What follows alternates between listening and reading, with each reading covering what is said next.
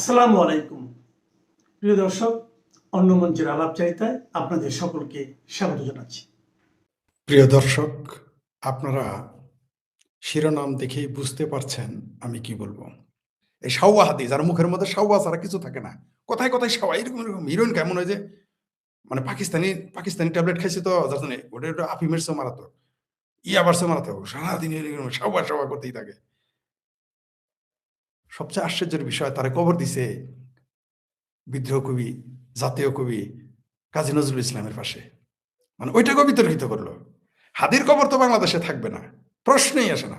হাদির ওই কবরে যেহেতু নজরুলের পাশে আছে, তাই ওখানে মানুষ পেশাব করবে না। হয়তো অন্য জায়গায় হলে পেশাবও করতো। আমার মনে হয় এই ভয়ে ওইখানে কবরটা দিছে। অনেকেই দেখি, আমি পোস্ট দিয়েছি দেখে সমালোচনা করে যে মৃত মানুষ নিয়ে কথা বলবেন না, বঙ্গবন্ধুর কথা বলস না তোরা, এই বদমাইশেরা, বঙ্গবন্ধুরে গালি দেশ না সারাদিন, তাজউদ্দিন আহমদ গালি দেশ না, মুক্তিযুদ্ধের পক্ষে মানুষ যারা, তোরা তো মুক্তিযুদ্ধের কবর জ্বালায় দেশ। আর আমার ভদ্রতা শিখাবেন না, দয়া করে মানবতা শিখাবেন না। আমি আমার শত্রু চিনি, রাজনৈতিক শত্রু চিনি, বাংলাদেশের শত্রুদের আমি ভালো করে চিনি। যাই হোক, যেটা বলতেছিলাম যে এমনকি নজরুলের পরিবার তারাও এটা নিয়ে সমালোচনা করেছে, যে মূলত নজরুলের কবর নিয়েও সমালোচনা হবে এখন। অদ্ভুত ব্যাপার, এখানে ডক্টর হুমায়ুন আজাদের মতো একজন ভাষাবিজ্ঞানী, যিনি জিন্দা ভাষাবিজ্ঞানী ছিলেন, আমাকে যেমন দুষ্ট লোকেরা জামালপুরে জিন্দাফির বলে, তিনি প্রকৃতপক্ষে বাংলাদেশে তখন জীবিত ভাষাবিজ্ঞানী ছিলেন। জীবিত ভাষাবিজ্ঞানী পাওয়া কঠিন। একটা ছিল এর আগে ডক্টর মোহাম্মদ শহীদুল্লাহ, তারপরে যেটা ছিল ভাষাবিজ্ঞানী সেটা হলো ডক্টর হুমায়ুন আজাদ। তার কবর তো দূরের কথা, ঢাকা বিশ্ববিদ্যালয় জানাজা করতে ঠিক মতো দেয় নাই, তার কবর দিতে হয়েছে তার বাড়িতে নিয়ে। কেন ওই বুদ্ধিজীবী গুরুস্থানে কেন কবর নজরুলের পাশে তার কেন ঢাকা বিশ্ববিদ্যালয়ে কবর দেওয়া হয় নাই? কবর দিতে দেওয়া হয় নাই। আর এই কোথাকার কোন পাকিবাদের পোলা, কোথাকার কোন হাদি ফাদি জামাতি প্রযোজনায়, পাকিস্তানি পৃষ্ঠপোষকতায় এখানে বড় বড় একেবারে দেখাই দিল কত কিছু। এবার আসে আসল পয়েন্টে, যেটা বললে আমারে মোটামুটি আওয়ামী লীগের লোক গালি দিতে পারে, জামাত হেফাজত বিএনপি তো আমার চৈদ্দ গোষ্ঠী উদ্ধার করো, আই ডোন্ট মাইন্ড। কারণ উচিত কথা অধিক তিতা, আলোক নুরুন লাউ কান্না দরুন, এরকম একটা আয়াত কোরআনে আর কি আছে। আর আমি তো যে কথা কেউ বলবে না সেটা বলার জন্যই তো আমি পড়ি, তাই না? আমি যে কথা আপনাদের কেউ বলবে না সেটাই তো আমি বলবো, খারাপ লাগলেও কিছু করার নাই। কারণ উচিত কথা অধিক তিতা লাগবে সিরাতাবানের মতো। আচ্ছা, তাইলে যেহেতু জানাজা বড় হলে মানুষ ভালো, তার গ্রহণযোগ্যতা ভালো, জনপ্রিয়তা ভালো, জান্নাতে চলে যাবে, তাহলে তো ইসলামের প্রফিট মোহাম্মদ তো জান্নাতেও যাবে না, জনপ্রিয় ছিল না। কারণ তার তো জানাজাই 3 দিন তার লাশ পড়েছিল। কয়জন লোক ছিল তার? বঙ্গবন্ধু তার তো 11 জন ছিল। ইসলামের ইতিহাসের যারা আছেন তারা বলেন তো আমাকে। মৌলবীদের গোষ্ঠী মারে না, ওরা তো ফতোয়া ইলাস্টিকের মতো, কখনো কখনো কন্ডমের মতো, কখনো সুইনগামের মতো ছোট করবে বড় করবে, ওদের গোষ্ঠী মানেন। ওরা যার যার সুবিধা মতো ফতোয়া বানাবে, ওরা একজন আরেকজনের ফতোয়া দিয়ে রাখছে কাফের। তাই আই ডোন্ট মাইন্ড, আমার আপনি কি বললেন না বলেন আমার যায় আসে না। কারণ লামাজাবি মাজাহিরা কাফের ফতোয়া দিয়ে রাখছে, দেওবন্দি বেরেল বিরে, বেরেল বিরি দেওবন্দিরে, শিয়া সুন্নিরে, সুন্নি দেওবন্দিরে, সুন্নি সিয়ারে। ঠিক আছে? পৃথিবীর কোনো মুসলিম ফেরকা নাই, ইসলামী ফেরকা নাই যে তারে প্রতিপক্ষকে তারা কাফের ফতোয়া দেয়। সো ওই আলাপ বাদ। যেটা বলতেছিলাম, নবীর জানাজা কয়জন ছিল? তাহলে তো নবী নাকি এই কুল কায়নাতের জন্যই তার সৃষ্টি, সে কুল কায়নাতের মধ্যে শ্রেষ্ঠ। তাহলে শ্রেষ্ঠ লোকের জানাজাতে 11 জন লোক হয় নাই, তার জানাজায় কান্দা দেওয়ার লোক খুঁজে পাওয়া যায় নাই। অপ্রিয় হলো এই কথা সত্য। তাহলে যারা জিয়ার জানাজা দিয়ে বড় বানা, জিয়া মহান ব্যক্তি, যারা গোলাম আজমের জানাতে যায়, গোলাম আজমের সেলসেলায় বেচতে চলে যাবে, মরার কব্বরে দেওয়ার আগে একেবারে মদের নদী কাউসার আর মদের আর ভার্জিন বেহেশতে যাওয়ার আগেই হুরের রাতারে নিয়ে টানাটানি করবো, তাই না? তো গোলাম আজমের জানাজা তো লাখ লাখ লোক হয়েছে শুনছি, জিয়ার জানাজা লাখ লাখ। এ হাদি পাকিবাদীর পোলা, হাদির মতো একটা ফালতু একটা জিনিস কই থেকে উড়ে এসে জুড়ে বসছে, তার নামই তো ওসমান আদি না। এইখানেও জামাতের বাট পারি। জামাতেরা প্রফেসর না লেখে প্রফেসর, অধ্যাপক না লেখে অধ্যাপক, এরা হোমিও কলেজে লিখলে লেখে অধ্যাপক, এরা হোমিও কলেজে পড়ায় দেখবেন অধ্যাপক লিখে। 3 বছর লেকচারার গিরি করে বেসরকারি স্কুলে লেখে অধ্যাপক। সরিষাবাড়ি জামালপুরের মতো কলেজে লেখাপড়া 2 বছর 1 বছর লেকচারার গিরি করে লিখে অধ্যাপক। গোলাম আজম যেরকম ভুয়া অধ্যাপক, পরোয়ার সারোয়ার বালসা লাগলে যারা আছে সব এরকম ভুয়া অধ্যাপক। জামাতে ব্যারিস্টারও তো ভুয়া। শাহরিয়ার তো ওই শাহরিয়ার আছেন একটা, আরেক পাকিবাদীর পোলা, যার বাপ হলো হারা জাহাঙ্গীর, যে আসলেই বাদীর পোলা। তার বাপ ছিল, তার মা ছিল বান্দি, তার বাপের ধরা বেড়ে পেট বাজাইছে, তখন এই শাহরিয়ার পয়দা হয়েছে। সেই শাহরিয়ারের সার্টিফিকেট তো ভুয়া, বলে নাই লন্ডন থেকে? ওইখানে যে চ্যালেঞ্জ করেন, ওইখানে জামাত করলে আপনি না বেহেস্ত চলে যাবেন, সার্টিফিকেট সব ঠিক, যা ইচ্ছা তার ডক্টর লেখেন, কোনো সমস্যা নেই। তো জনপ্রিয়তা দেখে, সংখ্যা দেখে যদি, মানুষের জানাজা দেখে যদি প্রমাণ হয়, তাইলে তো কেবল বঙ্গবন্ধুরে গালি দেন কেন? ও জামাতি ভাইরা, ও পেয়ার পাকিস্তানি ভাইরা, বিএনপি লোকেরা, নবীর জানাজায় কয়জন ছিল? বুকে হাত দিয়ে বলো, তুমি তো চৌধুরী ভাই জানোই না। তোমরা তো ওই তোমরা তো একজন বিরাট বড় ইয়ালা, কি সনদালা। বলো তো নবীর জানাজায় কয়জন লোক ছিল? পৃথিবীর 99% 99 জন মুসলমান জানেই না নবীর জানাজায় লোক ছিল না। ক্ষমতার দ্বন্দ্বে তার লাশ ফালাই চলে গেছিল সবাই। এই খবর জানো শোনার জানে না? তাহলে তো নবী মোহাম্মদ তো কোনো কামের না। সে তো জনপ্রিয় ছিল, সে পৃথিবীর সবচেয়ে অযোগ্য লোক, কারণ বঙ্গবন্ধুর সাথে তার জানাজায় কম লোক ছিল। ওই সময় তো কারফিউ জারি ছিল না। ওই সময় মুস্তাকেরা ক্ষমতায় ছিল, এখানে তার বিরোধী দল ক্ষমতায় ছিল। তখন তো মক্কার কাফেরেরা ক্ষমতায় ছিল, নবী ক্ষমতায় ছিল। নবী লোক এত কম কে? আমি জানি মির্চির মতো লাগবে এই কথা, কিচ্ছু করার নাই। তোমরা যত খুশাবা ততই তোমাদের থলের বিড়াল বাড়ায় যাবে, কিছু করাবা সাপ বাড়ায় করবে। জানাজা দিয়া কোনোদিনই কারো জনপ্রিয়তার যোগ্যতা যাচাই বাছাই হয় না। ওই পাকিবাদের পোলা হাদি তো দূরের কথা, ওই যে জামাতের আমির আমার সাথে ঢাকা 8 ইলেকশন করে পাশ করবে, যদি মির্জা আব্বাস না থাকে, পাশ করতে পারবে আমার সাথে? আর তো কোথাকার কোন পাকিবাদের পোলা হাদি। ওই জামাতের পেট্রোনাইজে বহুত কিছু হইতে পারে টাকা হইলে। আওয়ামী লীগের 2-4 জন বন্ধুরে বলি, শুভাকাঙ্ক্ষীদের বলি, আপনারা তো মানেন না যে টাকা ছাড়া কিছু হয় না। পৃষ্ঠপোষকতা দেখছেন কাকে বলে? পৃষ্ঠপোষকতায় কত লক্ষ লোক আনাইছে তারা দেখছেন? এই হাদির হাদির জানা যায় তো 500 লোক হওয়ার কথা না, এত লোক হইলো কেন? তাকে বীর শহীদ, কোন যুদ্ধে যায় শহীদ হয়েছে? শহীদগিরি মারাও। মুক্তিযোদ্ধাদের শহীদ করতে তোমাদের মুখে চুলকানি লাগে, তখন বলো কোথায় কোন ইসলাম ছাড়া, ইসলামী যুদ্ধে ছাড়া, ইসলামের কায়েম ছাড়া যদি কেউ যুদ্ধ করে শহীদ বলা যাবে না, তাই না? তখন শহীদ বলা, এখন হাদিরের শহীদ, হাদি কোন ইসলামী যুদ্ধে গেছে? ও ভারতের বিরুদ্ধে। বললাম না, বাঙ্গু মুসলমানদের বাঙ্গু মুসলমানদের আর পাকিস্তানি মুসলমানদের ইসলামের স্তম্ভ 6টা: কালেমা, নামাজ, রোজা, হজ, জাকাত, সাথে হলো ভারত বিরোধিতা। ভারত বিরোধিতা করলেই সে শহীদ না? আর পাকিস্তানের পক্ষে গেলে চাল চালাই বেসতে চলে যাবে। এক একটা হুরি পাবে, একেবারে হুরি নদী, মদের নদী, চাল চালাই দেখে সাগর, নদী, নদের জন্য ওদের সাগর থাকবে। তাই বলতে চাই, যারা খুব খুশি হয়েছেন জানাজা, অত খুশি হয় না। জানাজা দিয়া জান্নাত আর জানাজা দিয়া জনপ্রিয়তা যাচাই করেন না, সম্পূর্ণ ভুল। দেখি 2-1টা কমেন্টস নেওয়া যায় কিনা, দেখি।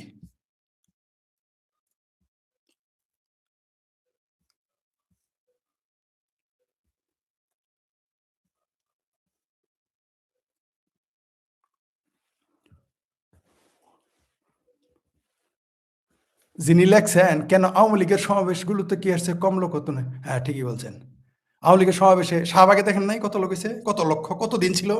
আপনার এরকম দেখেন না 7 দিন এরকম একটা শাহবাগের মতো আয়োজন করে? আমরা তো শাহবাগে ছিলাম। যারা লাফালাফি করেন জনস্রোত, শাহবাগে দেখেন কতজন হয়।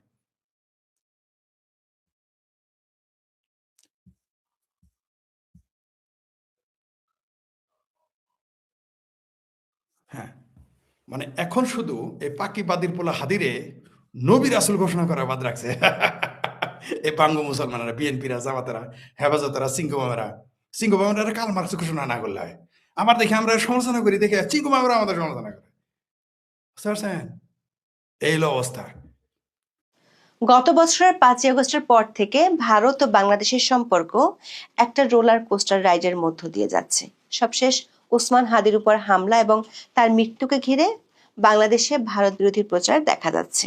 এমন প্রেক্ষাপটে ভারতের লোকসভায় দেশটির পররাষ্ট্র বিষয়ক সংসদীয় স্থায়ী কমিটির এক বিস্ফোরক রিপোর্ট জমা পড়েছে।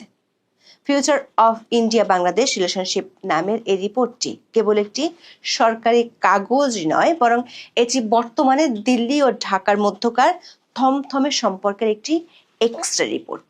রিপোর্টে ভারত ও বাংলাদেশের মধ্যকার এলিফ্যান্ট ইন দ্য রুম বা গুরুত্বপূর্ণ ইস্যুগুলোতে 33টি সুপারিশ করা হয়েছে। সবচেয়ে গুরুত্বপূর্ণ একটি বিষয় হলো, সংসদীয় কমিটির এই রিপোর্টের কারণে শেখ হাসিনাকে ফেরত না দেওয়ার জন্য মোদী সরকার ভারতের সর্বদলীয় সিদ্ধান্ত পেয়ে গেল। সংসদীয় কমিটির এই রিপোর্টে বাংলাদেশের দাবির প্রেক্ষিতে দেশটির সাবেক প্রধানমন্ত্রী শেখ হাসিনাকে ফেরত না দেওয়ার সিদ্ধান্তই উঠে এসেছে। ভারতীয় গণমাধ্যমগুলো বলছে, কমিটির এমন অভিমতের ফলে শেখ হাসিনাকে ভারতে আশ্রয় দেওয়ার সিদ্ধান্ত এখন শুধু আর ভারত সরকারের বিষয় রইল না, বরং এই রিপোর্টের ফলে ভারতের সংসদে প্রতিনিধিত্বকারী সব দলই মোদী সরকারের সিদ্ধান্তের পক্ষেই কথা বলল। রিপোর্টে বলা হয়েছে, বাংলাদেশে গত বছরের 5ই আগস্ট থেকে হাওয়া বদলে যাওয়ায় ভারত এখন বাংলাদেশে 1971 সালের পর সবচেয়ে বড় কৌশলগত চ্যালেঞ্জের মুখে পড়েছে। বাংলাদেশের জেনজিকে বাগে আনতে বেশ কিছু কৌশলে সুপারিশও করা হয়েছে। আর এই হাওয়া বদলের কারণে ভারত ও বাংলাদেশের সম্পর্কের মাঝখানে এখন তৃতীয় এবং চতুর্থ পক্ষ হিসেবে হাজির হয়েছে পাকিস্তান ও চীন। বাংলাদেশে এই দুই দেশের সামরিক তৎপরতার উপর কড়া নজর রাখার কথা বলা হয়েছে প্রতিবেদনে। ভারতের পররাষ্ট্র মন্ত্রণালয় বিষয়ক সংসদীয় কমিটির নেতৃত্বে আছেন কংগ্রেসের সংসদ সদস্য শশী থারুর। তার নেতৃত্বে কমিটি গত বৃহস্পতিবার বাংলাদেশ বিষয়ে ভারতের লোকসভায় প্রতিবেদনটি জমা দেয়। রিপোর্টে দিল্লিকে 33টি সুপারিশ দেওয়া হয়েছে। এর মধ্যে কূটনীতির ভাষায় এলিফ্যান্ট ইন দ্য রুম বা আসল একটি ইস্যু হলো বাংলাদেশের সাবেক প্রধানমন্ত্রী শেখ হাসিনা। গত বছরের 5ই আগস্ট বাংলাদেশ ছেড়ে শেখ হাসিনা ভারতে আশ্রয় নেন। তারপর থেকে দুই দেশের মধ্যকার সম্পর্কের টানাপোড়েনের ক্ষেত্রে এটি সবচেয়ে আলোচিত ইস্যু। বাংলাদেশের পক্ষ থেকে শেখ হাসিনাকে ফেরত চেয়ে 2 দফা নোট ভার্বাল দেওয়া হয়েছে।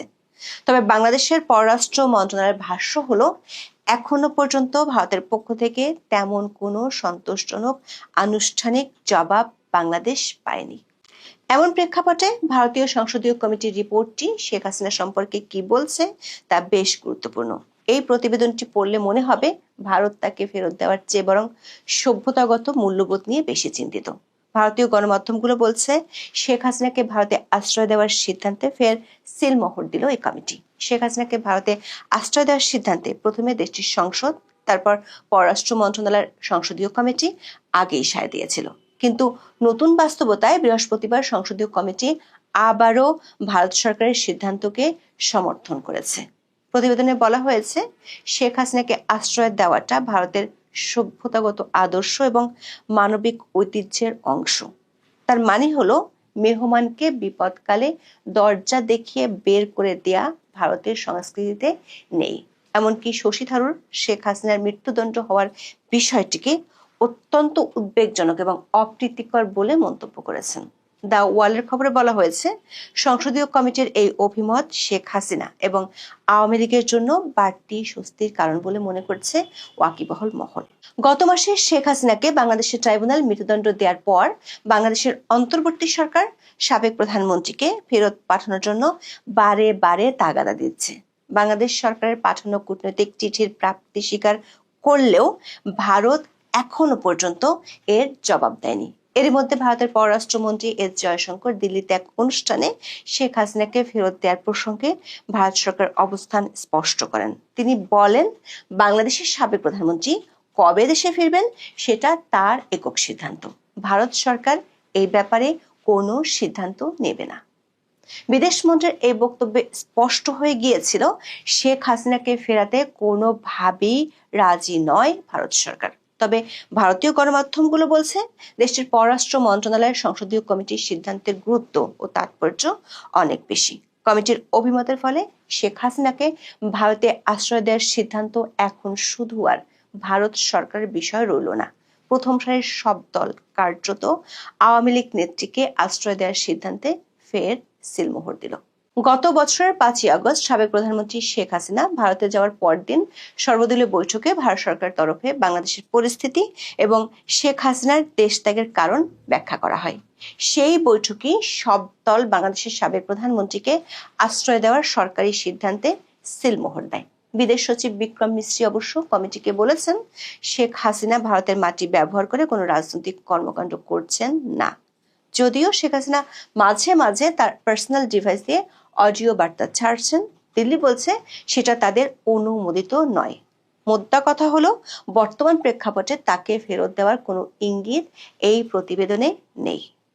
ভারতীয় সংসদীয় কমিটি তাদের রিপোর্টে বাংলাদেশের বর্তমান পরিস্থিতি কমপ্লেক্স অ্যান্ড ইভলভিং অর্থাৎ জটিল এবং বিবর্তিত বলে মন্তব্য করেছে।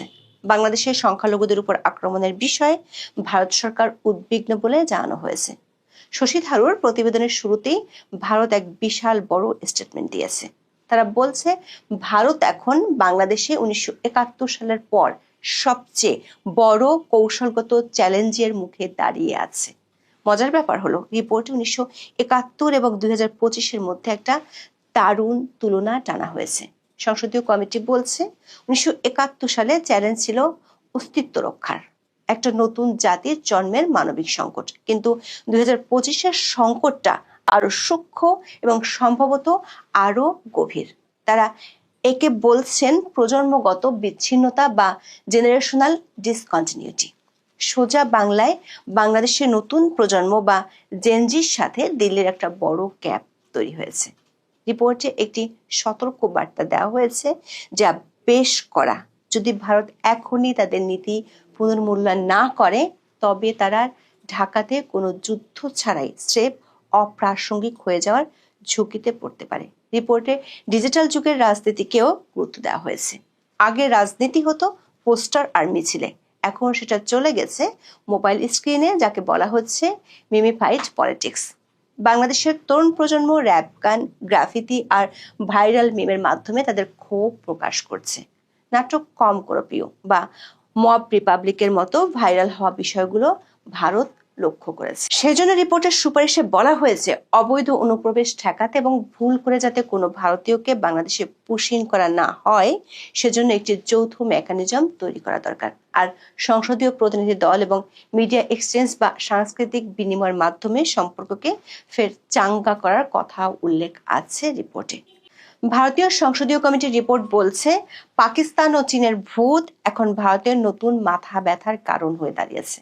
ভারত উদ্বেগের সাথে লক্ষ্য করছে বাংলাদেশের বর্তমান অন্তর্বর্তী সরকার পাকিস্তান এবং চীনের সাথে সম্পর্ক ঘনিষ্ঠ করার চেষ্টা করছে, যা ভারতের জন্য একটি ডাবল স্কুইজ পরিস্থিতি। বিশেষ করে কয়েকটি প্রজেক্ট ভারতের চিন্তার কারণ হয়ে দাঁড়িয়েছে।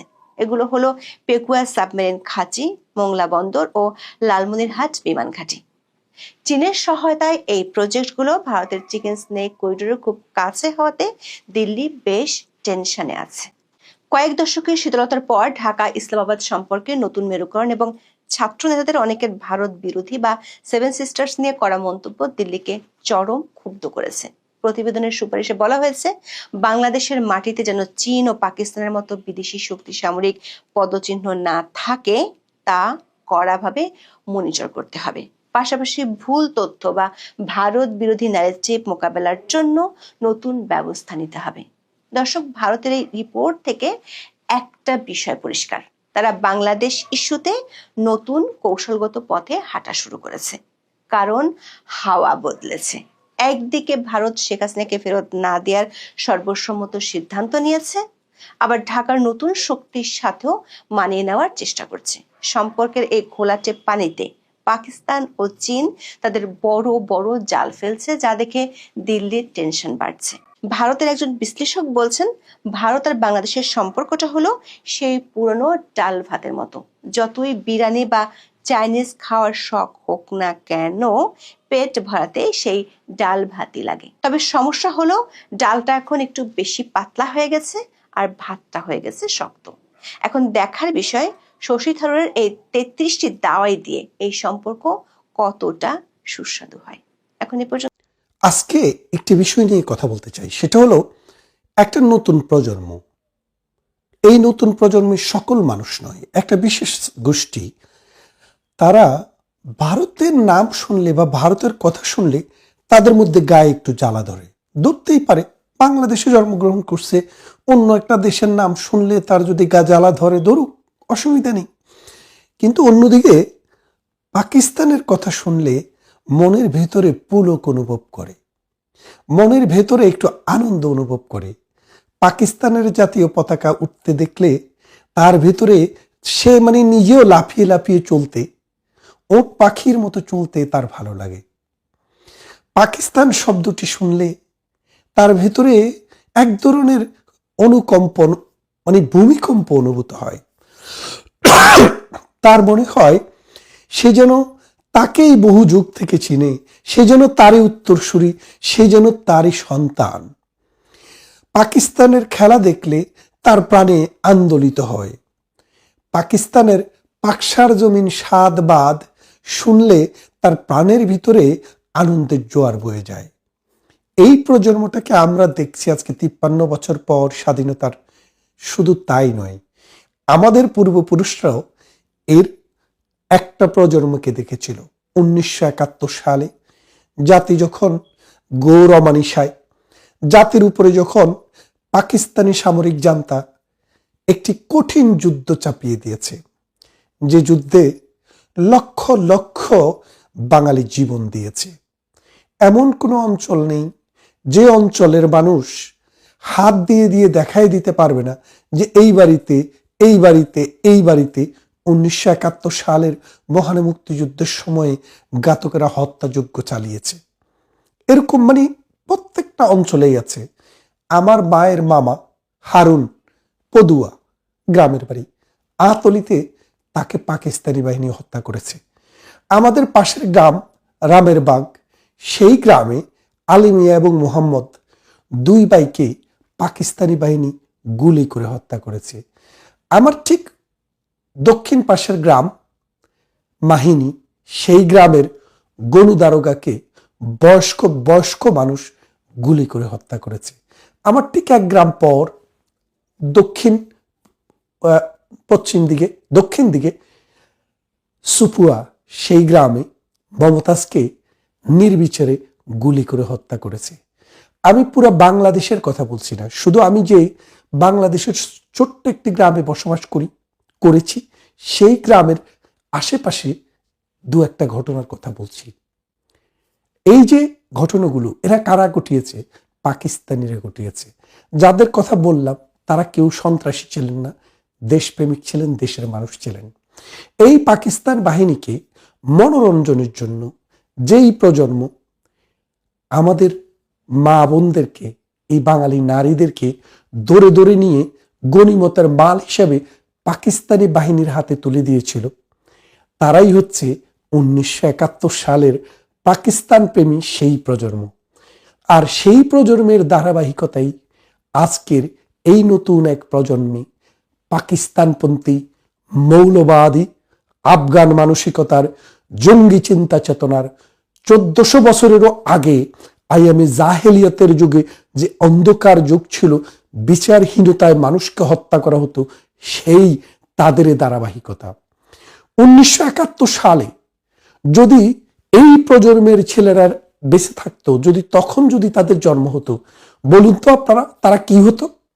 তারা হয় রাজাকার হতো, না হয় আলবদর হতো, আল শামস হতো, শান্তি কমিটি হতো, তাই না? আজকে আপনারা আরেকটা রাজাকার, আলবদর, শান্তি কমিটি আপনারা দেখছেন। যদি সময় আসে আপনারা দেখবেন এরাই আপনাদেরকে গনিমতের মাল বানাবে, এরাই আপনাদেরকে হত্যা করবে নির্বিচারে, এরাই লুণ্ঠন করবে আপনার বাড়ি, ধর্মের নামে মানুষ হত্যা করবে তারা। দুঃখজনক ঘটনা, গতকাল ময়মনসিংহে একটি হিন্দু ছেলেকে ধর্ম অবমাননার দায়ে হত্যা করা হয়েছে। ইসলাম ধর্মের কোথাও, কোরআনে বা হাদিসে কোথাও বলা নেই বিনা বিচারে মানুষ হত্যা করা যাবে। একটা মানুষকে যদি হত্যা করতে হয়, যদি তার অপরাধ থাকে, তাকে বিচারের মুখোমুখি করতে হবে। যেই দেশে যে আইন, সেই আইনের ভিত্তিতে তাকে আদালতের সামনে অপরাধী সাব্যস্ত করতে হবে। তা না হলে এটা হবে অসভ্যতা, এটা হবে পশুত্ব, এটা হবে হিংস্রতা, এটা মানুষের নয়, শুয়োরের সমাজে এটা সম্ভব।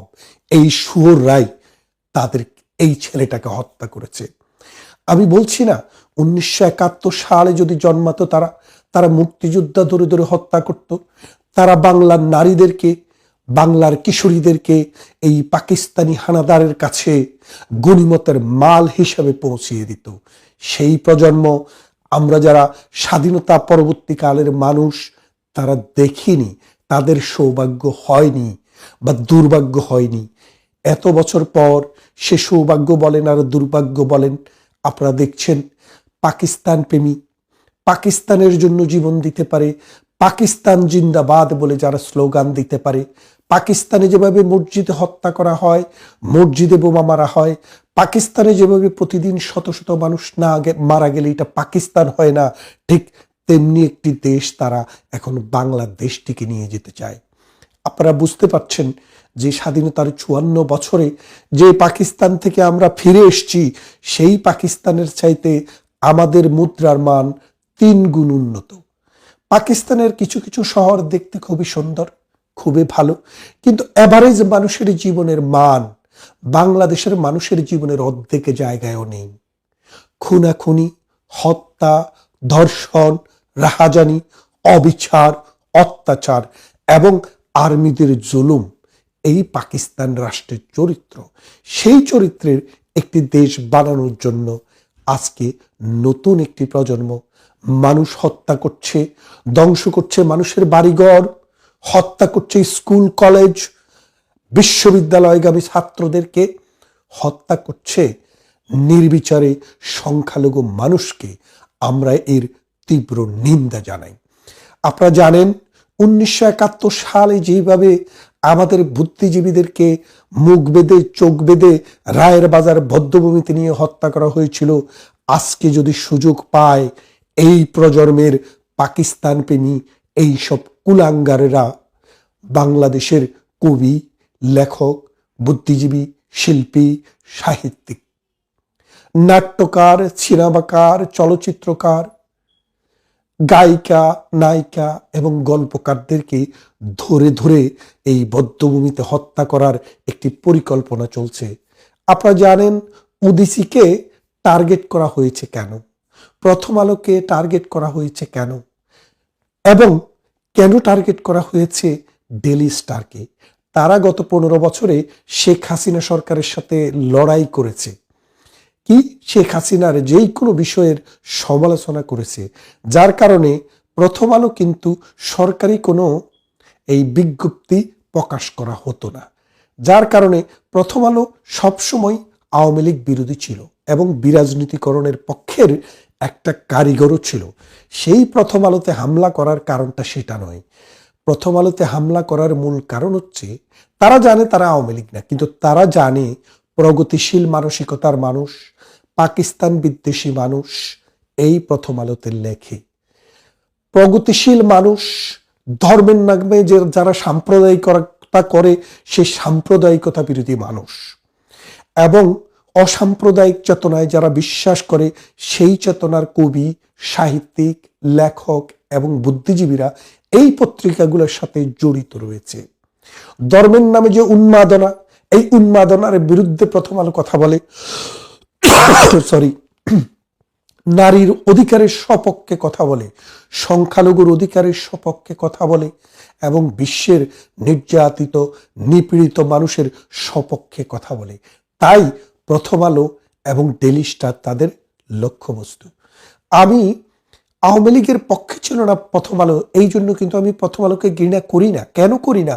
প্রথম আলো একটি সংবাদপত্র, তাদের নিজস্ব মতামত আছে। এই 17 বছর প্রধানমন্ত্রী শেখ হাসিনা প্রথম আলোর বিরুদ্ধে অনেক কথা বলেছেন, কিন্তু আওয়ামী লীগের কোনো নেতা কর্মী, কোনো গোষ্ঠী কখনো একটা ইঁটাও মারতে যায়নি। কারণ ভিন্ন মত, ভিন্ন পথের যে অবস্থান, সহ অবস্থান, সেটা বাংলাদেশ আওয়ামী লীগ, বাংলাদেশ ছাত্রলীগ, যুবলীগ, অন্যান্য যেই সব অঙ্গ সংগঠন আছে তারা বিশ্বাস করে। উদিচি, কেন উদিচিতে হামলা করা হলো? উদিচি তো কোনো রাজনৈতিক সংগঠন নয়। তারপরে আরো একটি প্রতিষ্ঠানে হামলা করা হয়েছে, উদিচি ছায়ানট, এই ছায়ানটেও হামলা চালানো হয়েছে। কেন?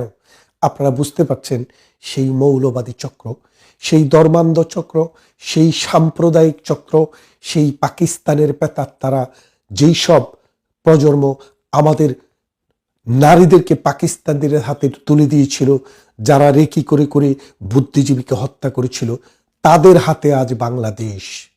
তারা বাংলাদেশকে কোন অন্ধকার সুড়ঙ্গের দিকে নিয়ে যায় আমরা জানি না। আমরা যারা বিদেশে আছি, বাইরে আছি, নিজেদের মতো করে জীবন চালাচ্ছি, আমরা বেঁচে গেলাম।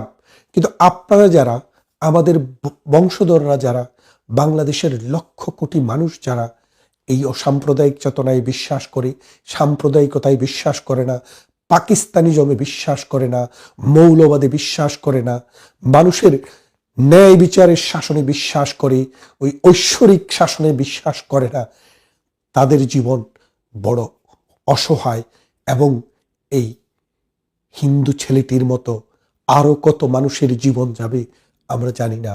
বাংলাদেশের মুক্ত বুদ্ধি সম্পন্ন মানুষ, জ্ঞান সম্পন্ন মানুষ, মানবিক মানুষ জেগে উঠুক এবং অন্ধকার গুছে বাংলাদেশটি আবার সুন্দরের দিকে, আলোর দিকে চলতে থাকুক, সেই কামনাই রইল।